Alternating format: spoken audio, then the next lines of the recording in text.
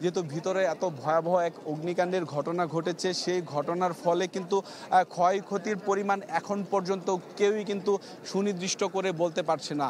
আর এছাড়া সময় যত গড়াচ্ছে আমরা কিন্তু দেখতে পাচ্ছি আগুনের ভয়াবহতা ততই কিন্তু ছড়িয়ে পড়েছে। একপাশে হযরত শাহজালাল আন্তর্জাতিক বিমানবন্দরের টার্মিনাল 1 এবং টার্মিনাল 2 এবং নতুন নির্মিত যে টার্মিনাল 3 সেটি এক পাশে, আরেক পাশে কিন্তু আমরা দেখতে পাচ্ছি যে এখানে আসলে ইম্পোর্ট যে কার্গো টার্মিনাল, সেই কার্গো টার্মিনালের ঠিক মাঝখানেই কিন্তু যেই বহু বছরের পুরাতন যেই কার্গো ভিলেজ, সেই কার্গো ভিলেজেই কিন্তু অগ্নিকাণ্ডের সূত্রপাত।